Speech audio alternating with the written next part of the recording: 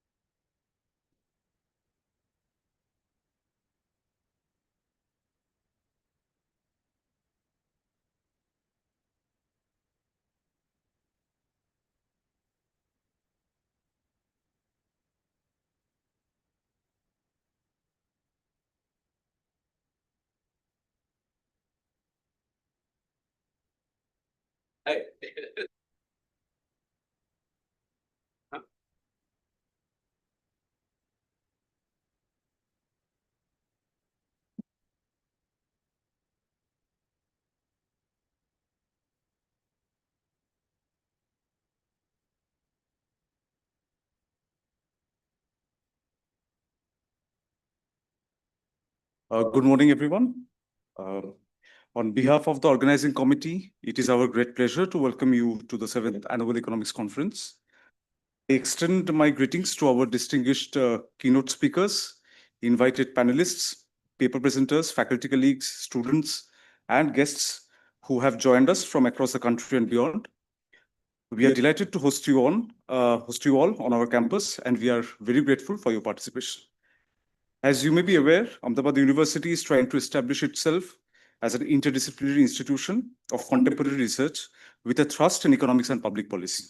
At the university, economics occupies a particularly important place. It is central not only to the broader intellectual ecosystem that includes management, but also the public policy, climate studies, data sciences, social sciences, and public health.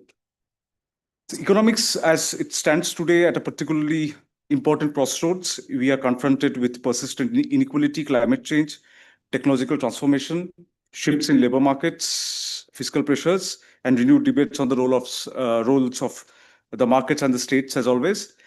In such a context, conferences like this one play a very vital role, we believe. They provide space for reflection beyond immediate policy imperatives, and they also remind us that good economics requires more than technical sophistication. It demands historical awareness, institutional sensitivity, and also a deep sense of responsibility to the society as well. So at Ahmedabad University, we strongly believe also in the pluralism within economics, pluralism of methods, questions, and perspectives. All our academic programs and research culture emphasize this of quantitative and computational skills with qualitative reasoning, historical context, and field-based understanding. This conference embodies that spirit through its diverse range of themes, methodologies, and scholarly traditions.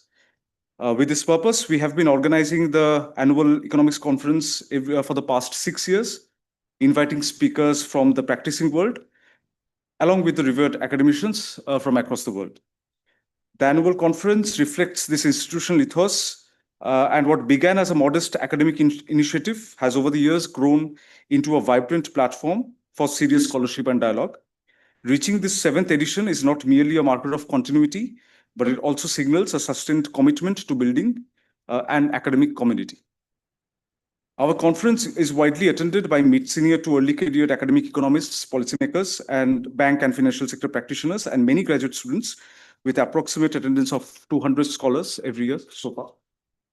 We are very thankful to this year's keynote speakers, Professor Sangeeta Bansal, a professor of economics from the Center for the Study of the World Economy in Jawaharlal Nehru University, Professor S. Mahendra Dev, currently the chairman of the Prime Minister's Economic Advisory Council of India, Professor Ravi Kanpur, TH Lee, Professor of World Affairs, Cornell University, USA. Just 2 days back, due to a visa issue, he couldn't be here in person. Otherwise, he had almost started literally to be arriving here. And also Professor Dilip Mukherjee, Professor and Director of the Institute of the Economic Development, Boston University, and Professor Karthik Muralidharan, Tata Chancellor's Professor of Economics, University of California, San Diego. This year, the conference will see a total of 100 paper presentations from researchers worldwide, along with participation of students and scholars across the country. This year, we had received paper submissions from more than 23 states and from more than 135 institutions and universities across India, apart from the institutions abroad. We are also in collaboration with the ISGH, Indian Sustainable Growth Hub, and hosting a special session on carbon pricing, modeling climate economy interactions, which is also being co-organized by the Climate Institute in Ahmedabad University. This special session is featuring a keynote address by Professor Jonathan Colmer, an associate professor of University of Virginia, and then followed by a panel discussion. All our plenary sessions are open to the public, and we will be streaming online the keynote lectures in all our social media handles of the university. The 7th conference is being supported by the National Stock Exchange, the Indian Council for Social Science and Research, Indian Sustainable Growth Hub, and the Climate Institute at Ahmedabad University. We once again extend our heartfelt thanks to all our sponsors for the support. Over the next 2 days, we look forward to your participation in making this conference more vibrant and engaging. Now, if I may request our keynote speakers to come on stage, and also if we begin the lamplighting ceremony.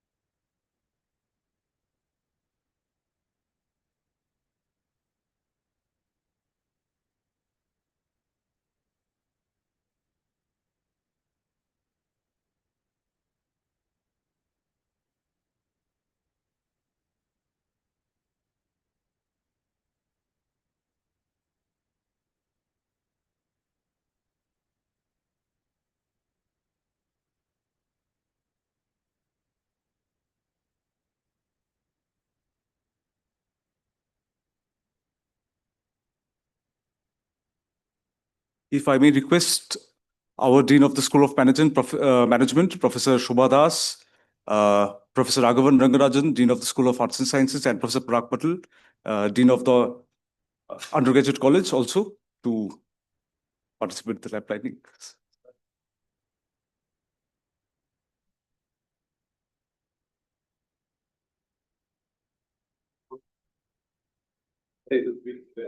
Sanjay, you do. Come.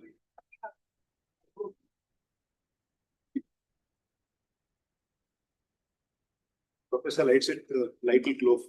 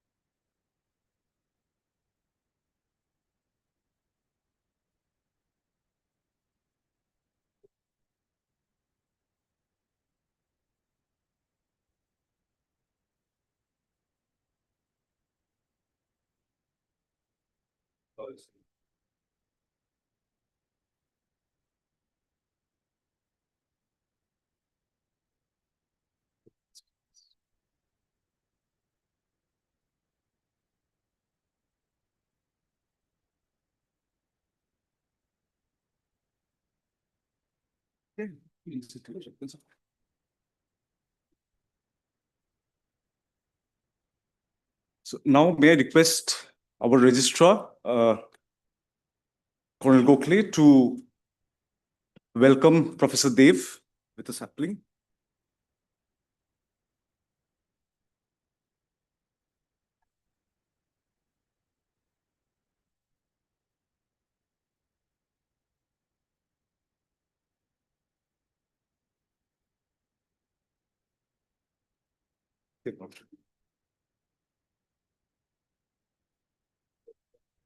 May I request Professor Shobha Das to welcome Professor Dilip Mukherjee.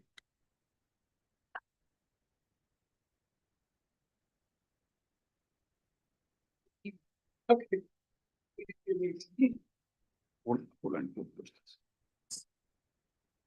May I request Professor Raghavan Rangarajan to welcome Professor Sangeeta Bansal.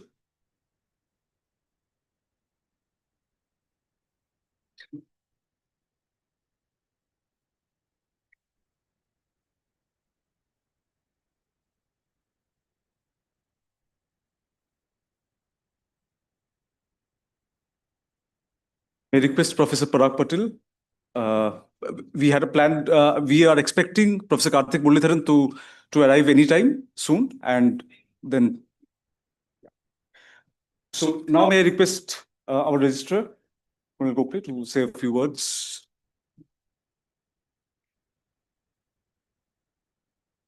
Respected guests, ladies, gentlemen, and dear students. Good morning and a warm welcome. I would say warm is pretty pleasant today. So it's a pleasant welcome to everyone here. On behalf of the Ahmedabad University, it's my great pleasure to welcome you all to the 7th Annual Economic Conference. At the outset, let me welcome our eminent guest speakers, Professor Dev, the Chairman of the Prime Minister's Advisory Council, Professor Dilip Mukherjee, Professor Sangeeta Bansal, Professor Karthik, who's on his way, and other distinguished keynote speakers, invited panelists, paper presentators who have joined us from across the country and beyond, all of them who are here amongst us in the university. Our university campus is blessed to have you all present here, and I'm certain that our students will benefit a lot with the ongoing conference for the next 2 days. We're delighted to host you on our campus and are grateful for your participation. a brief on our university, which Abhinandan has already covered a lot. We were founded in 2009 and under the flagship of Ahmedabad Education Society, which is a 9-decade plus old general society which has given birth to the Indian Institute of Management.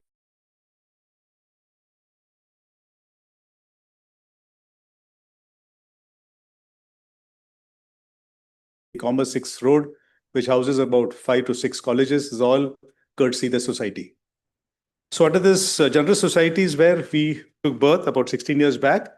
And what Anirban made a mention, we are trying to, that word which I said we are not trying to, we have already kind of established ourselves in these 16 years to a certain extent in the state and in the country. As we said, we have a very clear academic vision to provide liberal arts education within a research university with interdisciplinary curriculum and experiential learning. Since we're all here, I just want to touch upon one trivia question. Since I'm an administrator, the least I can do is give back this one particular brownie point before I leave this place. Is how many of you have heard of Professor V.K. R.V. Rao?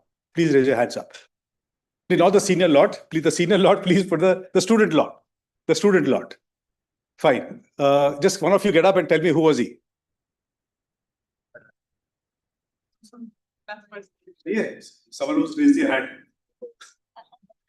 How is he connected with this Dharti, this campus of ours? Can you just tell us? Let me just pass this information to you all. This eminent economist, which all of us know of, was the principal of LD Arts, that MSOM building behind, which was LD Arts earlier. He was a principal here, and he was a principal of the HLCC here. Besides that, bungalow number 2, which happens to be my office and the Vice Chancellor's office, he used to reside over there. So next time, as economists, in case you happen to go, please do your namaskar there and get some blessing from that soul. Yeah. So this is a trivia which I'm very sure you can pass it on to the generations of students who come in and go out from here, or the people who have already passed out who won't be aware of it. Getting back to the conference per se, since you're on campus, we have something very interesting happening in town, which is called the Saptak Week. So in case you all happen to be staying tonight in Ahmedabad and tomorrow in Ahmedabad, do make a visit to the Saptak evening, which is a pure Indian classical music fiesta, which with artists as great as Charusia, then the Khan brothers, all these people come and perform. So do make it a point. In case keen, do let us know. We'll try to arrange pass. Now, the topic of the conference, economic challenges in the world of uncertainty, seems to be very aptly chosen by Abhinandan and team. Probably with last week, what's happened in the West with Venezuela and what's going to happen with Iran. So I guess the economic tumble will be all uncertainties, which probably, which fuses very well with the topic of discussion here. So a very, very well chosen topic. Finally, I would like to place on record my appreciation for the faculty conveners, organizing committees, reviewers, and student volunteers whose hard work has made this conference possible. Once again, I warmly welcome all of you to Ahmedabad University and wish the conference every success. I hope the discussions over the coming days are intellectually stimulating, constructive, and inspiring. Best wishes and Jai Hind. Thank you.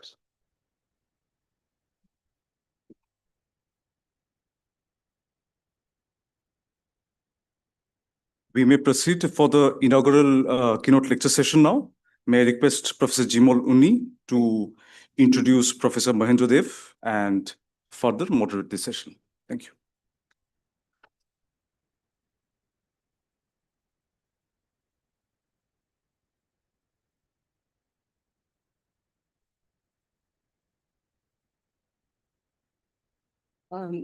Good morning, everyone.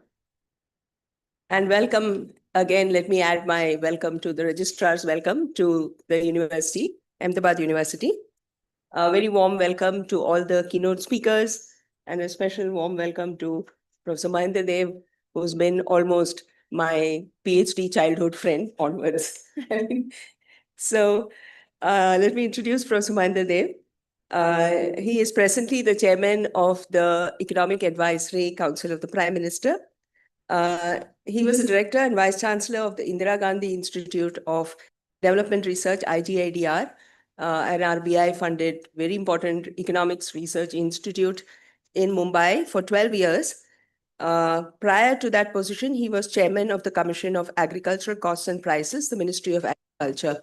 And for our economics students, that is the commission that decides your minimum support prices and so on, and looks at the cost of cultivation data. He was the vice chairman of the Board of Trustees of the International Food Policy Research Institute, IFPRI, in Washington, D.C. He was also a member of the board of IFPRI for 7 years. He has been a member and acting chairman of the National Statistical Commission of the Government of India, which looks after all our statistics, the Central Statistical Organization, the National Sample Survey. He got the prestigious Malcolm Adisesha Award for Distinguished Contribution to Development Studies in 2016. He was the director of the Center for Economic and Social Studies in Hyderabad for 9 years, and that is an Indian Council of Social Science Research Institute. He's a member of the executive committee of the International Economic Association, and I think he just attended the, that was the Indian Economic Association. He did his PhD from the Delhi School of Economics and a postdoctoral from Yale University, USA. He's a chairman of the Institute of Development Studies in Andhra Pradesh, and distinguished professor at ICFI, Faculty of Social Sciences in Hyderabad. He was an independent director in the Axis Bank and in the and Kotak Mahendra Bank. And he is currently association president of the Indian Society of Agricultural Marketing. He was the association president of the Indian Economic Association for 3 years. He was conference president of the Indian Econometric Society, the Indian Society of Agricultural Economics, the Indian Society of Labor Economics, and the Indian Association of Social Sciences Institutions. His main area of interest are development economics, agricultural economics, macroeconomics. He covers a very wide range of areas and topics, and is a very in-depth understanding of the economy, the Indian economy, and the international ramifications of whatever.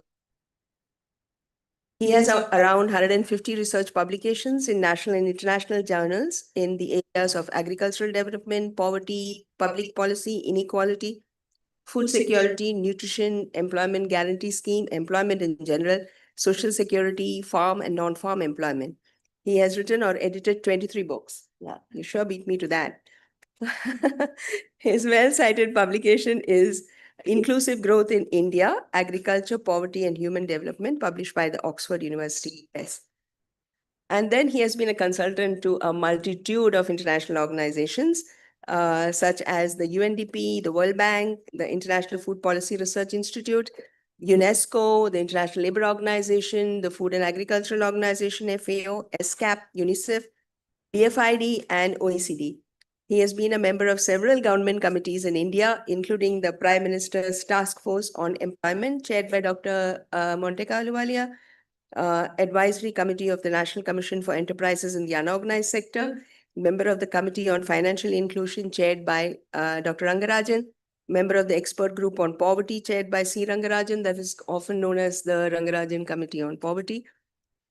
He was the chairman of the Committee on Terms of Trade on Agriculture, constituted by the Ministry of Agriculture. He was a member of several working groups for the 9th, 10th, 11th, and 12th five-year plans in India. He was also a member of several committees of Niti Aayog, continues to be. He has received honors for eminence in public service. He got the awards for Best Teacher in Economics and Outstanding Contribution to Economics.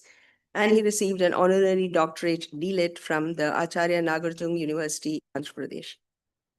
So, after that very, very long introduction to our distinguished speaker today, Professor Mahendra will be speaking on the Indian economy, growth, inclusion, and sustainability.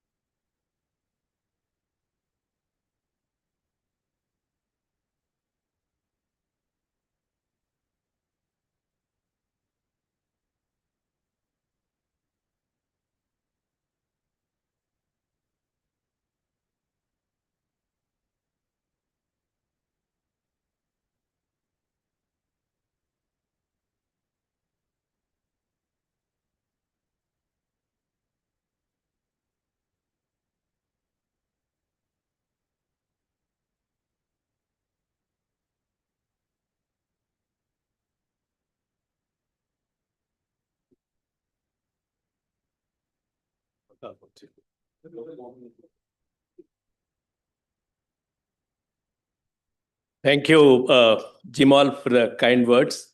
In fact, Jimal and myself, we collected manually data from Shakespeare Sarani Road in Calcutta in, I think, early 80s, because we didn't have even photocopy facilities probably in NSO, or National Statistical Organization that time. Of course, that time also we didn't have computers, so it took a lot of time for me to PhD at Delhi School of Economics, 6-7 years, because we had to do punching cards that time, almost 3,000 punching cards, taking to the computer center of Delhi School, Delhi University. So coming to this conference, thank you very much for inviting me for this 7th annual conference. And first time I'm coming to the Ahmedabad University, and it's well known, and most all the departments, and it's doing quite well. And this conference also program, I've seen they've covered almost all the topics of economics, and particularly development economics. They covered several topics in the breakout sessions, as well as of course, the keynote. The speakers are well known. So what I'm going to do is I'll give since it's the first one, I'll give an overview of Indian economy in covering growth, the inclusion and sustainability. I won't go into the deep because since it's an overview. So I prepared the PowerPoint so that I can manage the time. So I'll go through their self-explanatory, so I don't spend too much time on each slide. And then we can have some discussion on these topics. So the theme of the conference, of course, is the economic challenges in the world of uncertainty. So I'm going to speak on Indian economy, initially the past, present, and future growth. And also from the government point of view, how we are doing in this atmosphere of uncertainty, global uncertainty. So global uncertainties, domestic opportunities.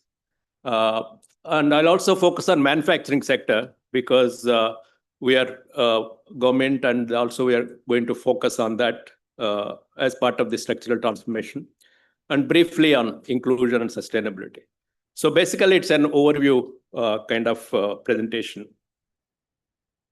So going back to India's share in world GDP, we had even 1700, India's share in world GDP is 24.5, and you can see China 22%, and then Japan, Germany, US have very less thing. But later, of course, it continued to decline our share because of these reasons. Decline in industrial revolution, of course, British rule also during that time. And at the time of independence, all of us were socialists, so the socialistic ideas, and heavy industry bias. So we missed the labor-intensive manufacturing, and also on basic education and health, we didn't focus.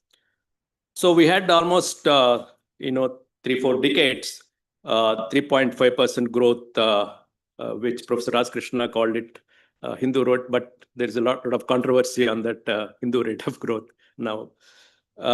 So by the end of 1970s, many countries in East and Southeast Asia introduced economic reforms, but India, of course, did only in 1991. In fact, Manmohan Singh, in his first budget, said, "No power on earth can stop an idea whose time had come," quoting Victor Hugo. So the ideas of reforms.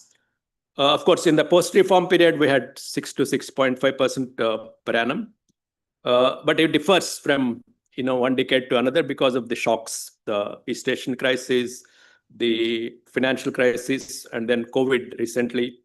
In fact, in 2013, India was under Brazil 5, along with Brazil, Indonesia, and all. But we have come out of the shocks, and Indian economy is resilient and fastest growing. But so India missed two chances since independence. One is policies in the first 3 decades. No focus on labor-intensive manufacturing, less importance to human development. And second, India is late by 15 years in liberalizing the economy compared to other Asian countries. So some people ask me why India's per capita income is, you are saying fastest, but per capita income is low, because 3-4 decades we had only 1% growth in per capita income, because 3.5%, and then population growth was almost 2.52. So we didn't have, per capita income growth was very low. So you have to grow 20% now to catch up with the per capita income of China and other countries. So turning to the future, of course, India aspires to achieve the status of developed nation.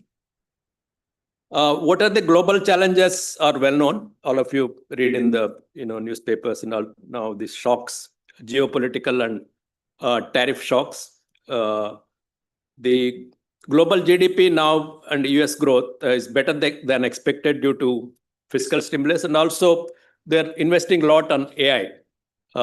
That's why, because we all thought with the tariffs and all, global growth will be lower, but it is more than expected because the investments in AI-led development. And of course, we had the Washington Consensus earlier, now deglobalization and protection. Now, no respect for multilateral institutions like WTO. Of course, India is playing important role in global leadership, G20 and BRICS. Also, the South-South cooperation, also we are participating. From Washington Consensus recently, there is a called London Consensus. In fact, after 36 years, 55 international economists, in fact, one of them is Ravi Kanpur, among these 55. So they have come out with these 5 principles: make growth, growth matter, focus on well-being, and also put politics first, because political economy also is important. So invest in state capacity. So these are they call it London Consensus. So, but one has to see how it works from Washington Consensus to London Consensus. Coming to domestic opportunities, there are some estimates of projected, you need to have 11 to 12% nominal growth and real growth of 7 to 8%. Dr. Rangarajan mentioned 7 to 7.5 may be needed. Economic survey 8%. So generally 7 to 8%. But many chief ministers have started targets for GSDP. UP announced, Tamil Nadu, even Gujarat also announced, Telangana announced 3 trillion. So several other states have announced targets for 2040. 2 drivers of growth. I mean, there are several drivers of growth for achieving the 2047 goal. One is, of course, investment rate. Presently, we have 31 to 32%.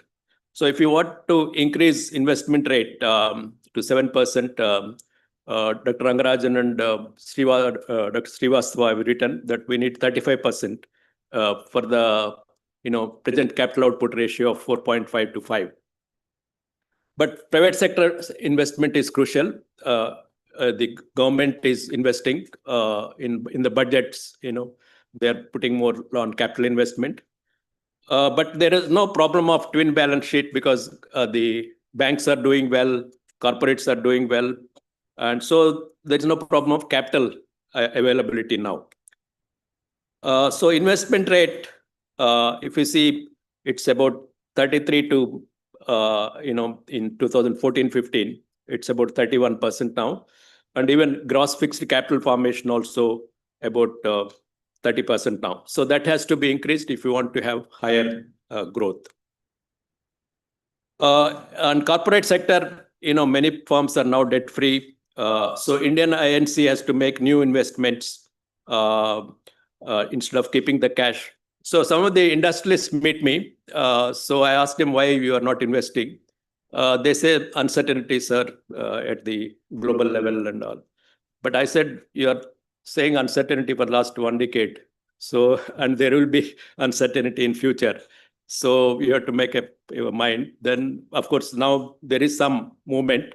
They're investing in manufacturing and other sectors. Of course, states also are making efforts, FDI and domestic private investment. In fact, Finance Minister also mentioned why they are not investing. Of course, savings are important for because foreign investment is is not high now. So we need to have savings higher. There is a typo there. Domestic savings rate has to be increased from 30 to 35 or even 38 or so. Of course, financial sector reforms can increase savings and investments. Because unless you have domestic savings high, you have to depend on foreign investment, which may or may not come. Next one, of course, exports is one of the main engines. We all know the China, East Asia story. But now we have protection policies all over the world. So the tariffs are 50% by the US. So India is having fourfold approach. One is helping the affected sectors like garments and labor-intensive sectors. Second, diversifying exports to other countries. Even state governments are taking initiatives. For example, Andhra Pradesh, one minister, Nara Lokesh, went to Australia to have agreement on shrimps because shrimps, we have 50% tariffs on by US. So they've agreed to import shrimp from Andhra Pradesh. So state level also they're taking initiative. Of course, speed up FTAs and continuing negotiations with the US. Of course, exchange rate also people use for exports and all. Because why exports are important? Because no emerging market of India's size has grown at 7 to 8% without strong export growth. So we need to have, in spite of the protection and all, we need to focus on this. Of course, exports constitute only around 20% of GDP. So 80% of the Indian economy is domestic demand. It's therefore primarily driven by domestic consumption and investment. So there are domestic tailwinds. For example, the low inflation, rate cuts by RBI, all the reforms. Then, so it can raise both investment and consumption and some push to exports. So despite global uncertainties, the government is undertaken several reforms to focus on domestic economy. Like there have been GST, you all know about these reforms, GST, income tax reforms, then also recently notification of labor codes, also on quality control orders, there are a lot of things happen, and the private sector in nuclear power. So these are some of the domestic. So government approach is more focused on domestic now, apart from, of course, some exports. And also asset monetization to improve non-tax revenue. Credit to GDP in India is only 50% compared to other countries, 100 to 150%. So they have to increase the credit much more. Recently, RBI has undertaken several reforms. The strengthening the competitiveness of the banking sector, including mergers and acquisitions. They can give loans and those kind of things. And also internationalization of the Indian rupee.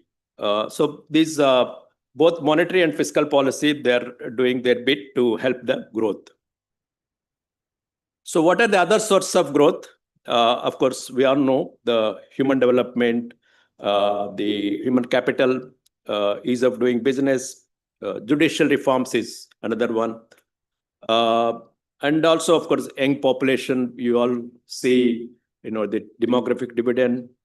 And urbanization also is one of the sources because it is going to increase to 50% or so by 2040s. And women's labor force participation rates are 35 to 40% now. So world average is about 50%. So if we increase that, that will lead to higher growth. Another important source is structural transformation. So I'll spend some time on manufacturing sector and service sectors because there also global challenges are there, similar ones. The East Asian, many other countries followed this model of structural transformation, going to manufacturing. India, of course, did the agriculture to services thing, but we still need manufacturing growth for labor-intensive employment. So external context now has changed. During hyper-globalization, China grew significantly, on world trade and investments were very, very high that time. But now they are now almost nearly flat, the global trade and investments, and also stalled multilateral trade negotiations. And another thing is now this carbon space is getting squeezed with net zero targets. So we have to follow this, the climate resilient kind of things now. Also AI, automation and disrupting industrial processes. Manufacturing, of course, becoming capital intensive and skill intensive. So within those constraints, we have to do global supply chains now that are being restructured. So industrial policy has reemerged as the central tool now, because earlier trade was the most important thing. Now people want to produce in their own countries. So a research paper by Danny Roderick and others showed that industrial policy interventions increased from 56 to almost 1,500 industrial policies in the last 10 years. So people want to produce in their own countries, the protection policies. To cite some examples, US launched large-scale initiatives such as CHIPS and Science Act, and they also, EU also had Green Deal Industrial Plan. China is also modifying some of the industrial strategies. So what has happened is that resurgence of industrial policy in recent years, developing and developed countries is the new thing, shift in economic strategy now. Coming to India's manufacturing sector, as I already mentioned, we didn't focus on labor-intensive manufacturing. The 1991 liberalization, but still there is some progress, but still labor-intensive manufacturing progress is less here. In the last decade, some initiatives happened, like PLI scheme, and aimed at building scale and competitiveness. Share of manufacturing, GDP and employment, is lower thing, but in absolute terms, I mean, some people say it's stagnant. It's not stagnant. The share is stagnant. It is increased from 17 trillion to 30 trillion, an increase of 75% in 10 years. And manufacturing employment also rose. The share is constant because services are growing faster than the manufacturing. And also, there is a debate whether we should have manufacturing or services. But I feel that they're both complementary. You can't have either manufacturing and services. Both should be, because India has, manufacturing sector has a backward and forward linkages, and also improve services, because each manufacturing now has a service component and all, including AI also is the services. So the service sector needs expanding manufacturing sector. So some of the growth in service also due to manufacturing. So thus one should not conclude by contribution of manufacturing saying that share is low and all, but there are complementarities between manufacturing and services. PLI scheme, they are successful in some of the things like mobile handsets. We used to import, almost most of the things from abroad. Now it is just 4% in FY23. Electronics and renewable energy also, I've attended, attracted FDA applause. Of course, all PLI schemes are not successful. Some have done well. Of course, in a large country, the structural transformation to non-agriculture differs from state to state. For example, already some of the states, the share of agriculture is less than 30%. In other states, it is higher. For example, Punjab, Kerala, Tamil Nadu, Haryana, already there is some structural transformation because agriculture is only less than 30% there. Whereas the Chhattisgarh, MP and all, they have 60% in agriculture. So in a large country, some people say there is no structural transformation, but it is happening in some places, not happening in other places. Of course, trade policy I already mentioned. We are diversifying to other countries, FTAs. Some people say we should join the groups like CPTPP and RCEP, but government has to see the pros and cons. Rule-based WTO is also always better than protectionism. In fact, some people like Ann Kruger and others say that we should have WTO -1. I mean, there are -1 or 2 countries, but we don't know whether it's possible. In services, our export share increased from 3% to 4.3%. In goods, it is still 2%. China's share in goods share is 12% or so. So, despite protection policies, and we can increase our share in merchandise trade, we should do it. And also, even the Prime Minister mentioned at the Red Fort, we will fasten the domestic reforms fast track because of these uncertainties. So your topic of the uncertainties, the conference, India government is basically going ahead with faster reforms, ease of doing business. Already government abolished so many unnecessary compliances, appointed 2 committees, one by former cabinet secretary, the present cabinet secretary, look at ease of doing business at the state level also. What are the things we have to do? Another problem is the manufacturing in India is the missing middle, because many of these firms are very small, particularly garments, 10 workers and less. Or we have very big, maybe 5,000, 10,000 kind of things. So whereas in other countries, we have 300 to 500, the workers, firms. So in India, we call it the missing middle. Because that will increase the productivity and all. So some of the reforms like, the recent one, labor codes and other probably will help people to expand the firms. Also, MSMEs, of course, are important in raising economic growth, employment generation. Several steps we have taken, the credit, technology and market linkages. Also, credit guarantee, also the government is giving. However, there are so many challenges on ease of doing business for MSMEs because the inspectors kind of thing still happening. So we need to have deregulation here, particularly in MSMEs.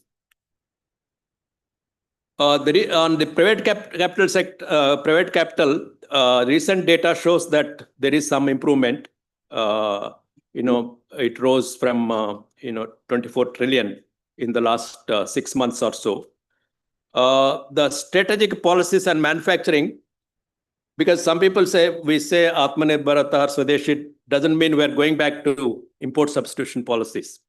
Basically, the government is saying that we should be competitive and produce to the world by make in India. That is the main the Atmanirbharta means. If you see some of the rare earth production, the China is 270,000 tons or so, and whereas India is 2,900. So where China is now having this monopoly on that. So India is trying to have some self-sufficiency in this critical minerals and all. So there are opportunities, but by traditional manufacturing, modern industries. But R&D is important because R&D in India is less compared to many other countries. So India recently has some programs to improve the R&D expenditures. And also green industries. Industries make a lot of take place within the constraints of climate risk and environment. And also manufacturing and agriculture services all interlinked. For example, agro-processing, a lot of employment and GVA one can have. So this is about the structural transformation, where one of the important sources of thing. So we come back to India's share. I mentioned, as mentioned earlier, the share of India's in world GDP in 1700 was 24.5. Some estimates by a recent book by D.K. Srivastava, it also says India's share in world GDP will be, like 1700 kind of thing, 25%. The share of China will be 15% and US 9.7. These are their estimates. So if you follow the right policies, India's share can be increased to 25%. This is in PPP terms. China's will go down, and Japan, Germany, US also will be less. There is also, of course, middle income trap. When recent WDR shows that because 101 middle income economies in 1960, they have attained only 23 have attained the income status by 2018. So this is, India has to be careful on this middle income trap. So coming to on inclusion and sustainability, Viksit Bharat doesn't mean just achieving growth. Inclusive growth, one can give one keynote on that thing, but I'll just mention some of the things. Quality employment, of course, the inequalities and all, some others say we should have tax the rich and reduce the inequalities and all. That may be one of the things, fiscal and monetary. But other way is that quality employment is the most important component of inclusive growth. Employment, there are several issues, informal employability problem, gig workers, technology. Second one, of course, is the education, health, nutrition. Those are the things where inclusion can be increased. On regional inequalities, per capita income, regional inequalities are increasing, but it's declining in human development. For example, if we take life expectancy, Kerala, 94, 98, 73 to it increased to 75, 2016, 20. But Bihar, look at the 59.6 to 69.5. So these states are catching up with the other states also. So the human development, there is a reduction in inequality. Similarly, if we take infant mortality, Kerala from 12 to 6, but look at Bihar, 71 to 29. Significant decline in the infant mortality. So they are catching up with the larger states. On sustainability and climate change, we have several sessions in this conference on climate change and all. In fact, Dr. M.S. Swaminathan appealed to the farmers as early as 1968 not to harm the long-term production potential. Because that time, Green Revolution, many people used the fertilizer, the high-yielding approach. And some of the studies showed that climate change impact on economic growth in India. Sandhani study, and also the Somanathan study from ISI show reduced worker productivity during absenteeism on hot days when there is an increase in heat. In fact, sectoral breakup of CO2 emissions, if you see, emission intensity is very high among electricity, transport sector, water, air, land, the emission intensity is very high. Agriculture also, of course, one of the emission intensity sectors. At global level, of course, climate finance, technology, we are going to discuss here in the conference, carbon pricing, carbon taxes, and some of them thing. I don't have time to discuss all these things. So I'll mention the India, doing this net zero emission, and also there are preparations at state and district level on this net zero preparations. Also lifestyle for environment, because apart from global cooperation, national cooperation, we need to have individual level. Removing plastics and several things. Lifestyle for environment is another one. And also repurposing agriculture. We have European countries and US, they support a lot their agriculture, 800 billion support. So how do you repurpose this? A study by IFPRI shows that the most of the subsidies are market distorting. Only 106 are the public goods on that, and extent and rates of support uneven across countries. Mostly Europe and US has this support. So what even by repurpose means, they did 4 scenarios: abolish all the 800 billion, farm output declines, small impact on emissions, shift to organic farming, the food output down. But the most important thing is third one. So if you shift these subsidies to R&D and for green innovation, that will raise productivity, lower emissions, higher food output. Even shifting to healthy foods also is not a thing, because healthy foods also is one of the important things for the nutrition and all. Because the recent consumption patterns I've seen, among the food consumption, 21% people are spending on processed food, which is maybe rural areas and all. Chips are more available, more than probably the fruits and vegetables and all. So this is a concern for the health point of view. We say that agro-processing is increasing and all good, but from the woman and man working and all, it's good that is processing food gives, but from the health point of view, one has to see. Coming to one or two slides before going to conclusions. In achieving higher growth, role of states is important. Many studies have shown improving state capacity. Similarly, states think decentralization is up to state level, but they don't want to do below that. I don't know whether Karthik is here. Karthik is going to speak probably on this. The study shows that local governments where most services get delivered, 51% in China, 27% in US, and a distant 3% in India. So states don't do decentralization better. So cooperative federalism is important. Even some people say that we should have GST-like councils for other issues of for development issues such as cooperative federalism further. Coming to concluding observations, last three slides or so, there are global and domestic challenges and opportunities for raising higher growth. Indian economy is resilient because of higher growth, but a lot of work has to be done because our per capita is still lower. And with many favorable factors like new generation reforms and investment and savings are important. Given the constraint, we can raise our share in world trade.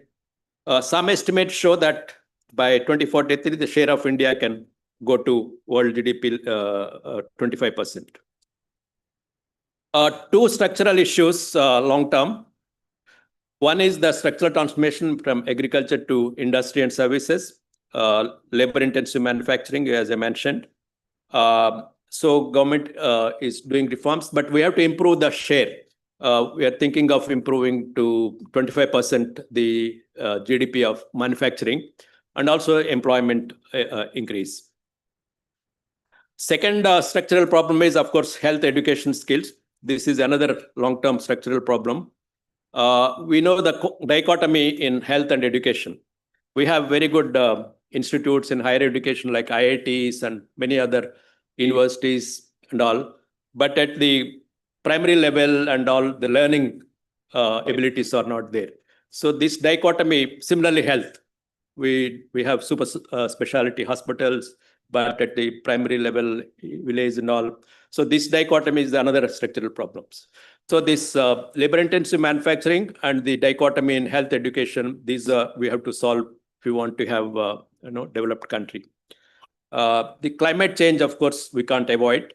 GDP growth. GDP growth is important. Some people say, we shouldn't look at only GDP, but GDP is important for your tax revenues and other things to think. But if it's not shared by everyone, that's not going to solve the problem. So employment creation is the most important thing for inequalities reduction. As I mentioned, role of states is important to achieve the 2047 goal.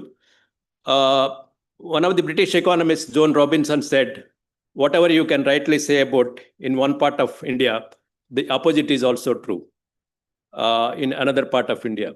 I mean, you say about Kerala, you say about Bihar or Bengal or Northeastern, things are different. So when you say there is no structural transformation, but it happened in some states, it has not happened in some other states. And in fact, the demographic dividend may be higher in Bihar, Uttar Pradesh, Madhya Pradesh, because they will have younger population later. In fact, the share of old age population in Bihar is likely to be 8%, while in Kerala it will be 17% in 2036. So these states will have advantage later. My last slide. So what are the reasons for India's resilience? There are, of course, the political stability, macroeconomic stability, and why many countries want to come to India. We have large domestic economy, 1.4 billion population. So these are important factors, for investment and all. Only concern, of course, the geopolitical and global macroeconomic. What we want to achieve is not unique. Some nations have developed, this other countries have done. So it is not impossible to do it. So India has progressed on many factors, but we have to do much more on this. And we have to achieve the economy that is not only prosperous, but also inclusive and pro-nature. Thank you very much.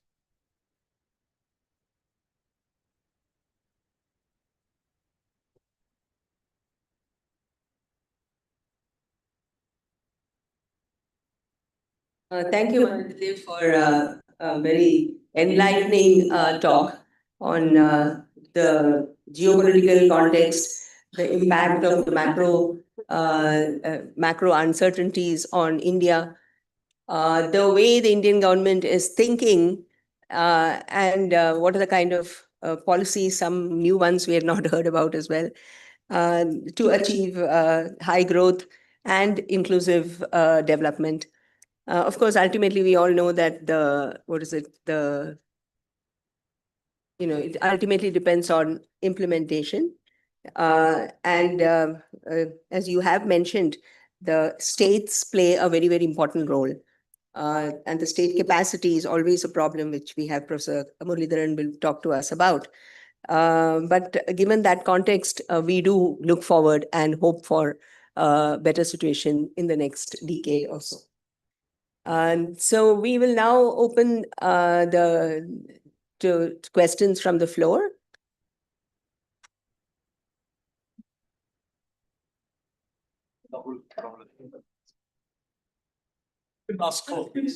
Okay. Oh, okay. Hello, Professor. I am Rahul. We can collect and We'll collect a few questions and then round. Yeah. So, Professor, I'm Rahul. I'm a faculty of economics. So in one of your slides, you showed that there is structural transformation taking place across states, that the employment share in agriculture is going down. So especially for Punjab and Haryana, my question is, what are the factors which are leading to this structural transformation? Is it the worker productivity has increased so much? Because most of the food production still takes place in those two states. So what are the factors that are contributing to those states' structural transformation as per you? We'll gather a few questions and then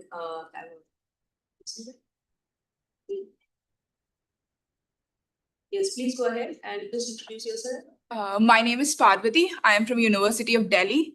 So you have noted the problem of a missing middle in your slides. And however, still in 2026, we still see that firms are still hesitant to move forward. So according to you, is this missing middle now an issue of risk aversion, or is there a hidden cause behind these? Is there a hidden cause behind these?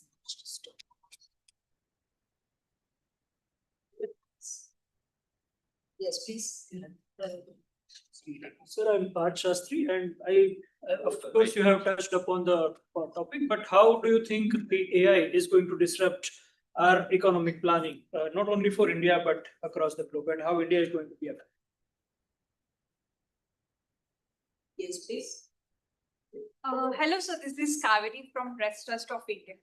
I had one question that what India is looking forward for its short-term goals. We talk about 2047 Viksit Bharat. What are India's short-term goals to achieve economic development?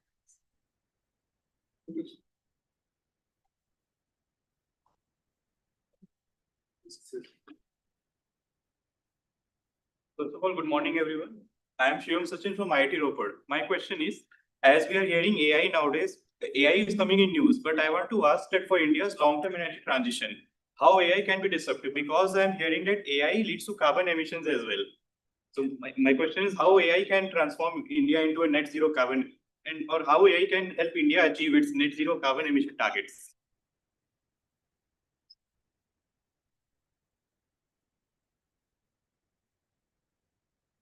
First of all, thank you so much for the enlightening session, sir. My question is, one of the slides said that structural transformation from agriculture to manufacturing leads to the overall economic growth. But as per the historical evidences we have, structural transformation gives rise to capital-intensive techniques, which further leads to ignorance of job creation in the economy. So, which stems down eventually to jobless growth. So how to have a better structural transformation without jobless growth? That is my question. Thank you. Good morning, sir. Thank you so much for your enlightening speech. I am Deepthi. As you pointed out that we have either very small firms or very large firms, and the MSMEs, the micro and small industries, can play a big role. So how much do you think can these enterprises affect overall productivity, and what is their status today? Thank you. Good morning, sir. I'm Ojasvi Agrawal, and you mentioned that FTA is a possible solution to the US tariffs. However, most of these free trade agreements an export of human capital. However, India's current scenario is not focusing on expenditure on education. Wouldn't that be a more plausible solution to this problem? And can you expand your views on this? What was the first question again? So it's just a background to the question that you mentioned that FTA is a plausible solution for US tariffs, right? India is offering FTAs with UK and other such countries, free trade agreements. But India is not focusing on education expenditure. Wouldn't that rather lead to economic development in India? So that the current human capital is contributing to the Indians' economic development and not to the world's economy.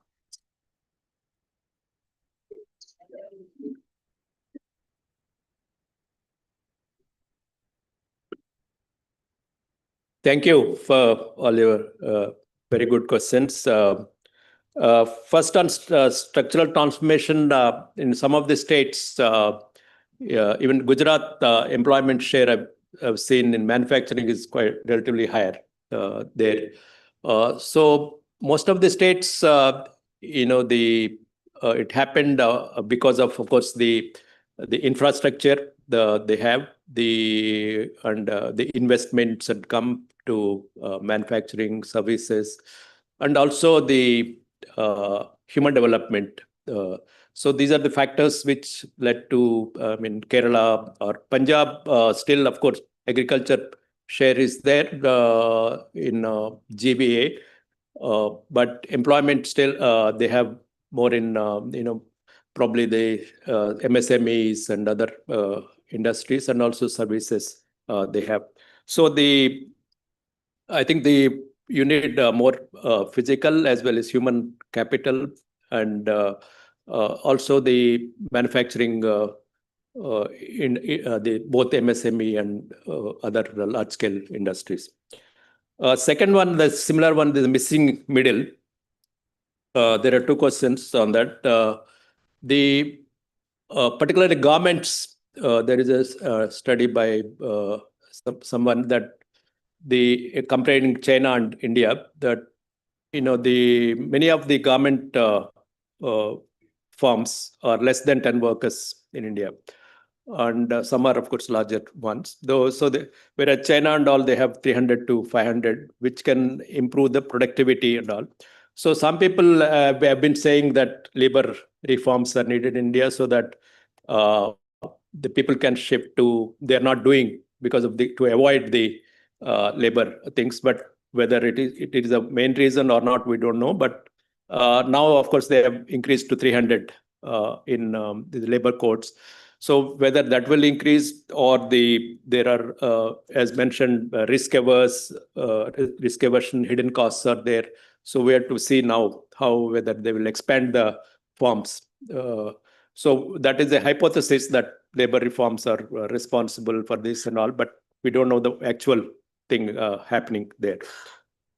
On AI, there are questions. On employment, there's a lot of huge debate in developed countries and also developing countries, AI and employment. I mean, some people say it's net, it will be positive. We may lose the back end kind of jobs, lower jobs, but highly skilled jobs can be there. So net, it can be positive, but we have to wait and see how it. Already developed countries, there is some decline in employment due to this, but we have city in India. On AI and carbon emissions, I mean, I don't know what, of course, AI needs a lot of electricity generation and all. It may itself have impact on the thing, and water also. So whether it will lead to more or less, we have to see. Short-term goals, short-term growth and all. If we see the last four, after the post-COVID scenario, the average growth rate of last 4 years, 22, 23 to 25, 26, FY 26, it's about 7.7% growth. So we have recovered. I mean, India is resilient in that sense. So they are basically pushing the investments and exports in spite of all the constraints. And the short term now, the reforms will help both the short term and the long term, medium and long term. So the focus is on growth and also employment, also one of the focus areas. I mean, if you skills is another one, because we're lagging behind. The employability is a problem. So that slowly we're pushing. But as I said, that on per capita, we have lost so many decades. I think we have to catch up a lot on that.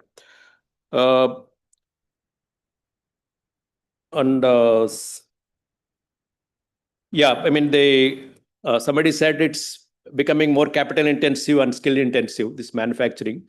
It is true that it is becoming, it's a challenge to have labor intensive manufacturing, but there are sectors where still we can have, I mean, people quote Vietnam and Bangladesh for, the labor intensive manufacturing and all. So that still possible that we can have both the capital intensive and labor intensive with the right policies. On FTAs, yeah, we are having a lot of FTAs now, but it's also an opportunity for India to have diversify the exports from US and other countries.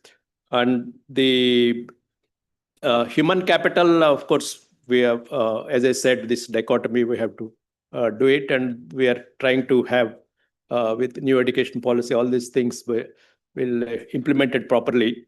It will help. But ultimately, as mentioned by Jimal also, some of the reforms and all implementation by states and others are important to get the results on that, both growth and inclusion, the employment, and even carbon emissions.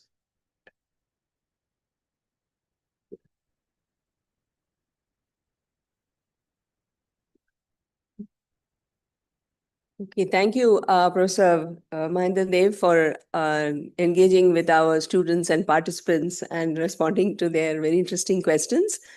Ultimately, of course, the expression I was trying to find when I was speaking earlier was the proof of the pudding is in the eating.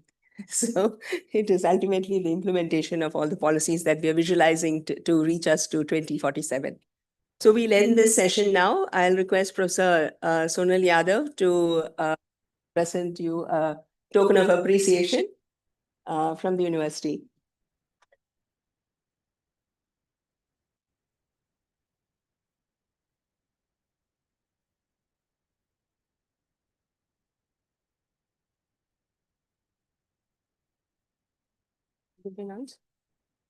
Yeah. Okay, with this, we will close this session and request you all to move over to the room next to the exhibition room for tea. Yeah, it's fine.